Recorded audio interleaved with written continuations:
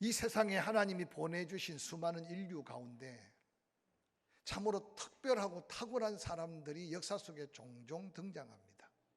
그래서 스포츠 영웅 같은 사람, 예술가들, 그래서 그들의 탁월함이 이제 다시 그런 사람이 태어날 수 있을까 하는 가치 있는 인물들을 우리는 종종 역사 속에 기억하게 됩니다.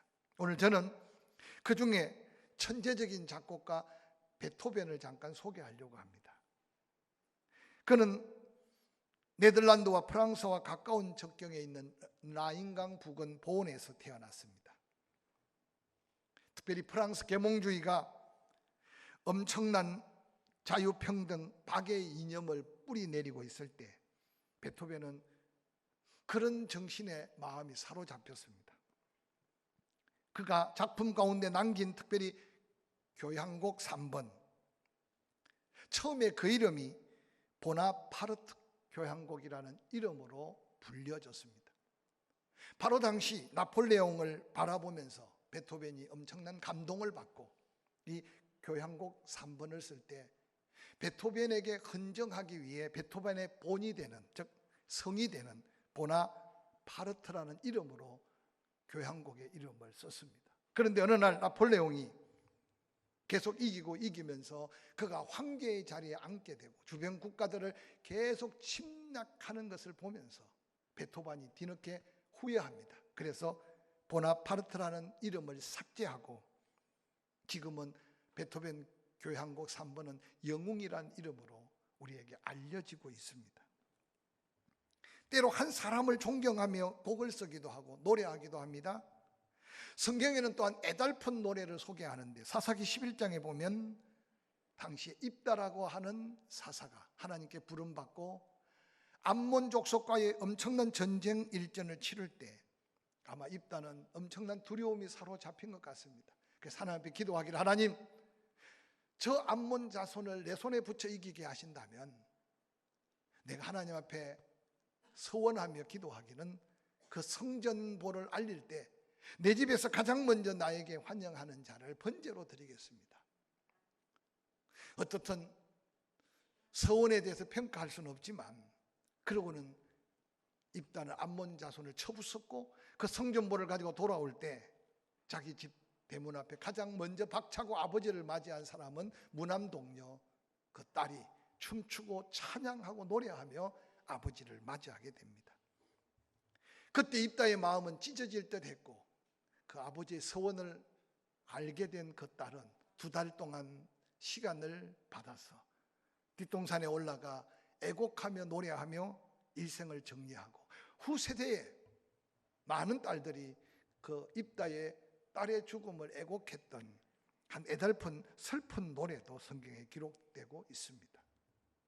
무엇보다도 구원의 감격 속에 민족의 감격의 노래는 출애굽기 15장에 기록된 홍해바다를 건넌 히브리 민족의 대합창일 겁니다. 아마 이전에도 이후에도 이런 민족적 노래를 감격의 찬양으로 불려질 수 있을 민족이 있을까 생각해 보면 아마 출애굽기 15장의 이 노래 또한 우리가 기억하게 되는 노래가 아닌가 생각됩니다.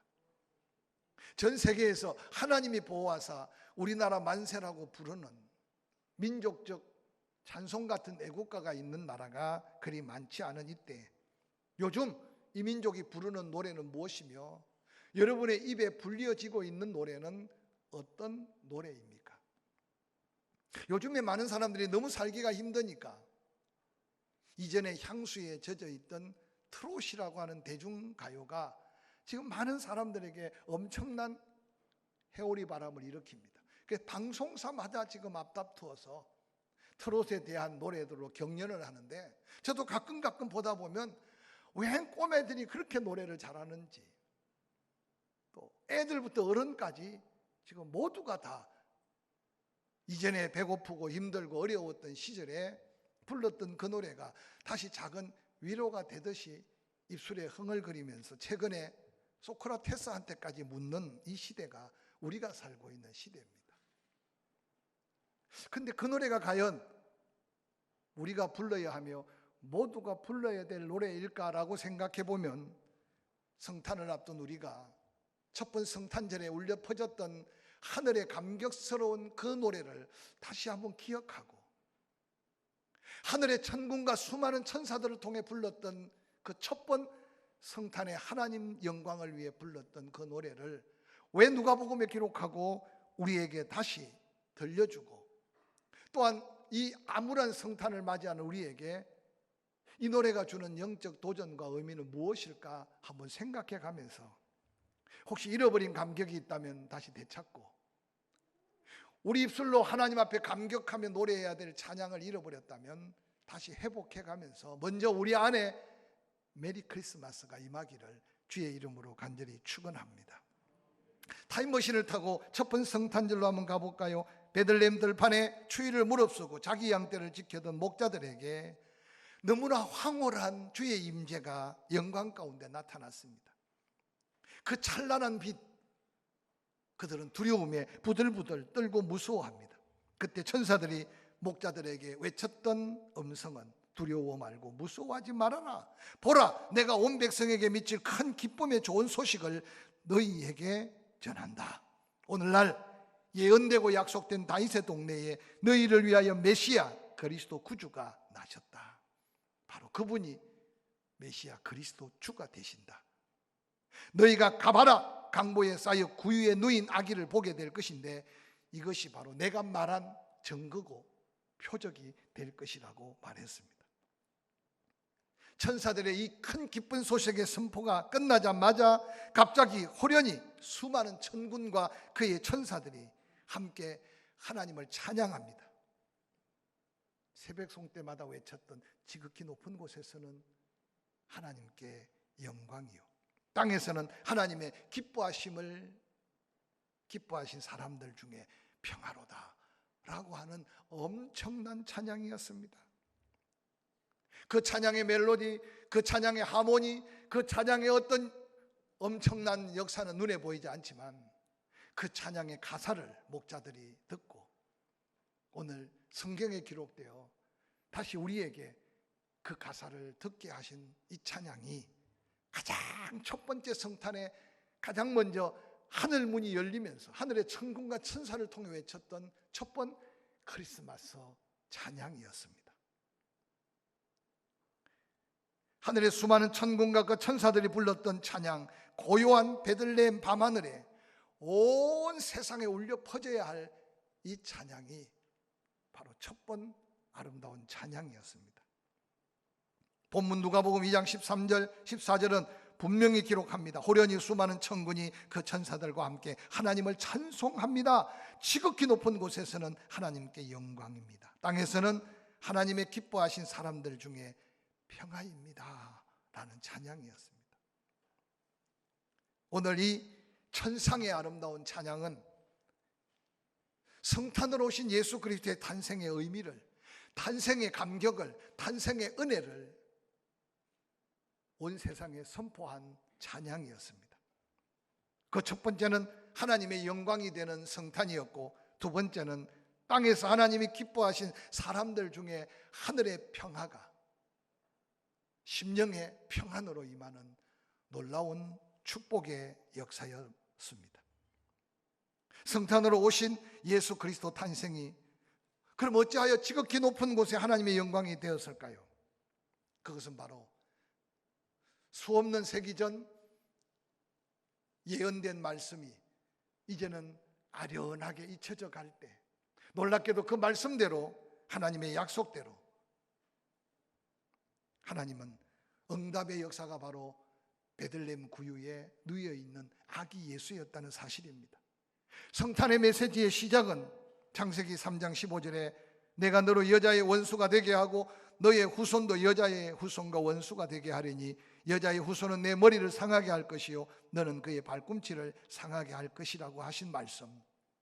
죄악으로 인해 온 인류가 다 하나님께 버림받고 이제 그 죄로 인해 죽음으로 치닫는 인류에게 하나님은 놀라운 약속을 하셨습니다. 여자의 후손으로 인하여 다시 하나님의 구원의 역사가 이루어질 것이라는 놀라운 예언의 말씀이었습니다. 놀랍게도 베들레헴의 언약대로 여자의 후손, 즉 마리아를 통해 예수 그리스도의 성탄의 탄생은 바로 하나님의 약속이 그대로 우리에게 이루어진 언약의 축복으로 이루어진 영광이었습니다. 뿐만 아니라 하나님은 이후에 모든 선지자로 하여금 메시아 탄생을 예언했습니다. 오실 그는 처녀가 잉태하여 아들을 낳을 것인데 임마누엘이라 하리라는 예언대로 예수 그리스도가 태어나자마자 그 이름을 예수라 하라는 말씀대로 예수, 그 이름을 임마누엘이라고 하려는 약속이 그대로 임마누엘이라고 이름을 짓습니다. 뿐만 아니라 미가서 5장 2절에는 베들레헴 에브라다야 너는 유다 족속 중에 작을지라도 이스라엘을 다스릴 자가 내게서 내게로 나올 것이다. 베들레헴 출생을 예언한 그대로 바로 오늘 목자들이 바라본 그 현장, 베들레헴 그곳에 아기 예수가 탄생한 것은 하나님이 약속한 약속의 완전한 성취는 오늘 이 땅의 수많은 인류가 하나님께 영광을 돌려야 될 거룩한 영광이었습니다. 뿐만 아니라 성탄으로 오신 예수 그리스도는 하나님의 의를 이 세상에 드러내어 이전에 율법에 꽁꽁 묶여 하나님의 온전한 구원을 경험 못한 그 백성에게 바로 예수 그리스도의 십자가, 예수 그리스도의 죽으심은 온전한 의를 이루어 이제 하나님의 마음껏 영광을 돌릴 수 있는 하나님의 백성, 하나님의 자녀로서의 특권을 누리게 되는 축복의 시작이 되었습니다. 사랑하는 성도 여러분, 여러분의 심령 속에 구원받은 감격, 하나님이 나의 하나님 되고 예수 그리스도가 나의 주님이심을 고백하면서 오늘 이 성탄의 이 놀라운 감격과 이 놀라운 고백이 이제 천사들이 하나님의 영광을 선포한 그 영광이 내 입술로 내 삶을 통해 온전한 하나님의 영광이 되는 이 은혜로 인한 감격이 다시 회복되는 성탄이 되기를 주의 이름으로 간절히 축원합니다. 뿐만 아니라 누가복음 2장 13절 14절 호련히 수많은 천군과 천사가 하나님을 향해 찬송하면서 땅에서는 하나님이 기뻐하시는 사람들 중에 평화로다라고 선포합니다. 오늘 이 말씀 속에 수많은 천군과 그 천사들이 하나님께 찬송한 이 찬양 속에 하나님이 기뻐하신 사람들 중에 평화라고 한 까닭 속에 본문의 이 평화는 누구에게나 아무에게나 모두에게 주어진 평화가 아니라는 사실을 생각하게 만듭니다. 하나님이 기뻐하신 사람들, 하나님이 기뻐하는 사람들이 누굴까요?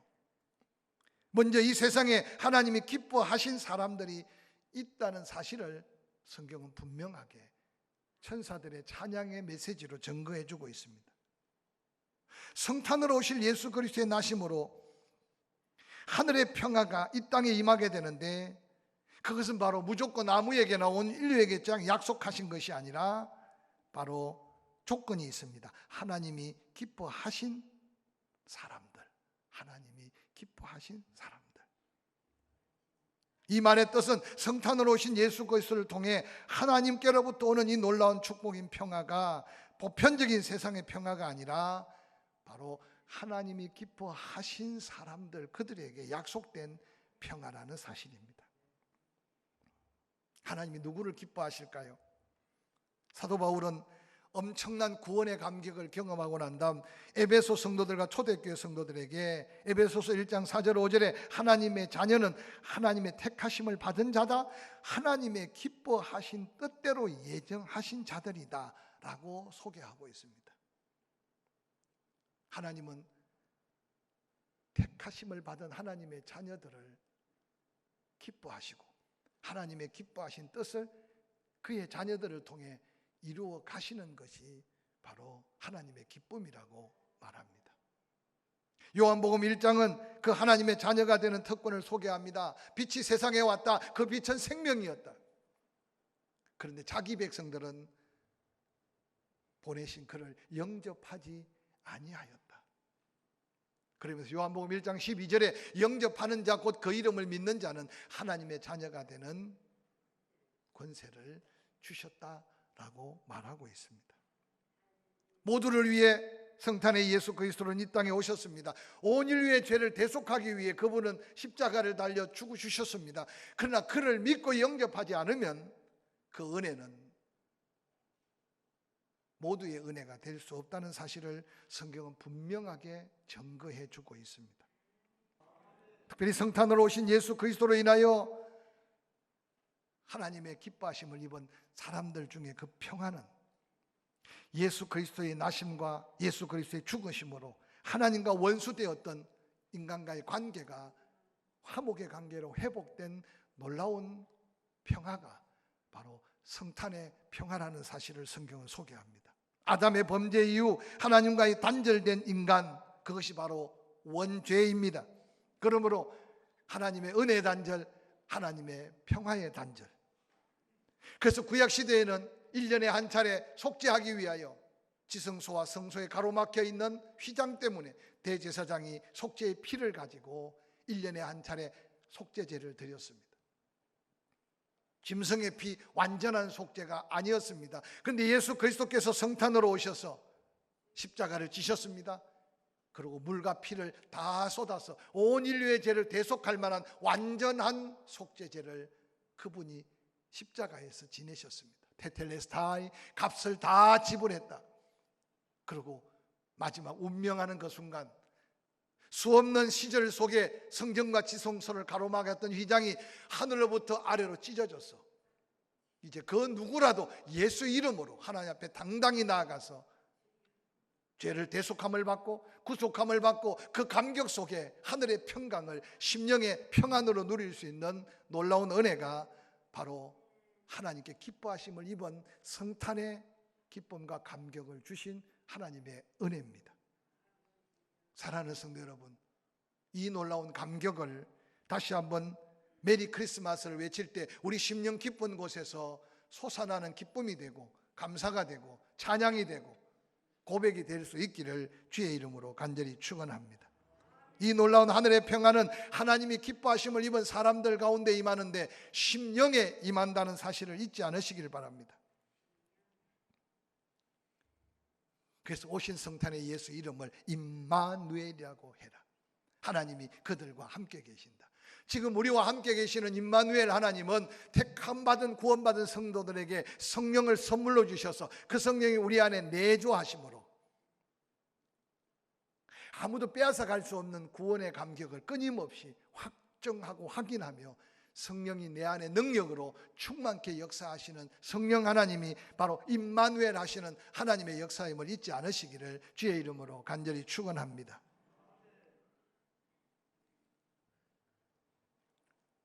목자들은 그 천사들의 음성을 듣고 성경에 보니까 빨리 베들레헴 구유에 탄생한 아기 예수께로 달려갑니다. 가보니까 정말 천사들이 말한 대로 구유에 강보에 쌓여있는 성탄의 아기 예수를 보게 됩니다. 그들이 천사들에게 들었던 말씀이, 그들이 보았던 상황이 바로 하나님의 역사의 현장이었어요.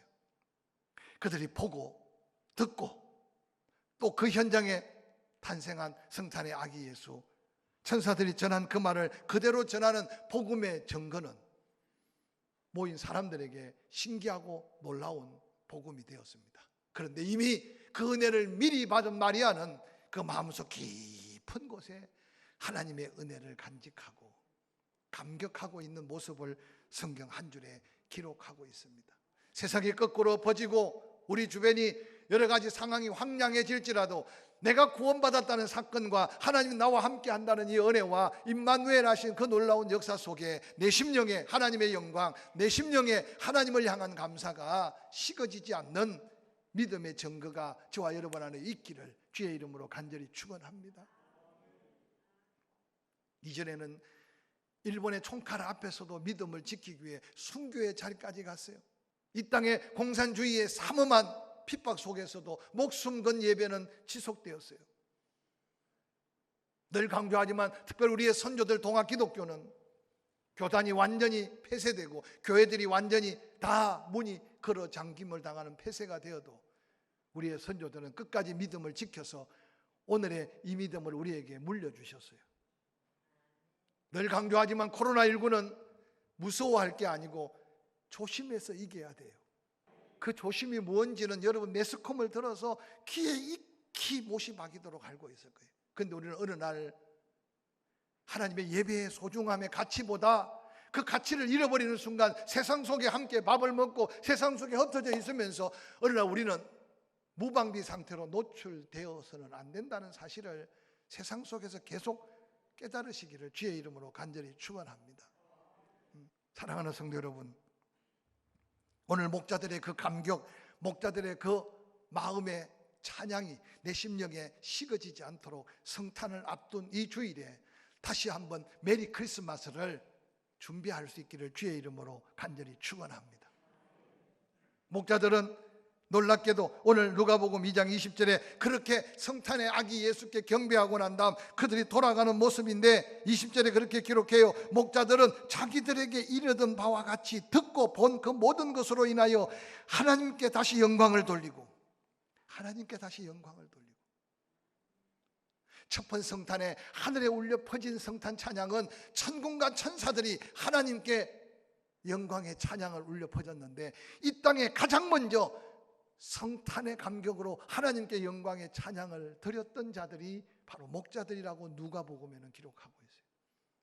저는 이 찬양이, 이 영광의 찬양이 우리 입에, 이 영광의 찬양이 우리의 삶에, 이 영광의 찬양이 이 제단에, 이 영광의 찬양이 여러분의 가정 안에서, 심령 안에서 하나님의 영광을 고백할 수 있기를 주의 이름으로 간절히 축원합니다. 요한은 요한복음에 성탄으로 오신 예수를 빛이라고 말했어요.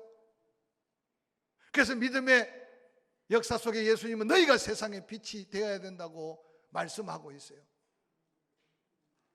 그러면서 우리 예수님은 너희가 비춰진 착하고 어려운 하나님의 백성다운 삶의 모습으로 세상에 믿지 않는 사람들이 너희들의 행실, 너희들의 행위를 보고 하나님께 영광을 돌리게 하라고 우리에게 도전하고 있어요. 이 거룩한 부담을 갖고 메리 크리스마스를 함께 도전할 수 있기를 주의 이름으로 간절히 축원합니다. 목자들의 그 하나님의 영광의 찬양이, 하나님의 영광의 감사가, 하나님의 영광의 아름다운 나눔과 섬김과 헌신이 이 땅의 그리스도인들에게, 아니 우리에게 이번 성탄에 그 영광이 함께 하기를 주의 이름으로 간절히 축원합니다. 그래서 메리 크리스마스라고 외칠 때 내 안에 있는 평안 기쁨이 하나님께 영광입니다. 뿐만 아니라 하나님께 영광을 돌리고 찬송하며 돌아갔다 그랬습니다. 여러분 성경을 자세히 읽어보면 목자들이 믿음이 있어서 그 메시아를 기다린 것 아니에요. 들에서 양을 치며 찬양하며 기다린 거 아니었어요. 그들은 찬양할 힘도 없었고 그 기다릴 만한 지혜도 없었어요. 가장 미천한 자리에 있었어요. 그런데 천사들은 가장 소외되고 가장 미천한 목자들에게 최고의 영광의 큰 기쁨의 소식을 전해준 것은 하나님의 놀라운 사랑의 섭리고 긍휼의 섭리인 것 같아요. 우리가 그 기쁨을 받았잖아요. 그런데 목자들이 돌아가는 발걸음은 달랐어요. 잃어버린 찬양을 찾았어요. 잃어버린 감격을 회복했어요. 그리고 그들이 이제 지쳐 있었으나 자기의 양떼를 돌보러 돌아갈 때는 하나님을 찬양하며 돌아갔어요. 찬양의 사역을 감당했던 여러분, 내가 하기 싫어서 안 했지, 언제 코로나처럼 우리가 서로 덕을 끼치기 위해서 찬양하지 못한 적이 언제입니까? 사랑하는 성도 여러분, 다시 한번 이 거룩한 삶의 하나님 앞에 영광의 도전이 이 메리 크리스마스 앞에 우리가 고백할 수 있는 도전이 되기를 주의 이름으로 간절히 축원합니다. 할렐루야. 오늘 예배 돌아가면서 잃어버렸던 감격의 찬양, 잃어버렸던 감사의 찬양, 잃어버렸던 은혜의 찬양을 회복해서 성탄이 다가오는 그날까지, 아니 주님 오시는 그날까지 이 감격의 찬양으로 다시 한번 하나님께 영광을 돌리는 저와 여러분이 될 수 있기를 주의 이름으로 간절히 축원합니다.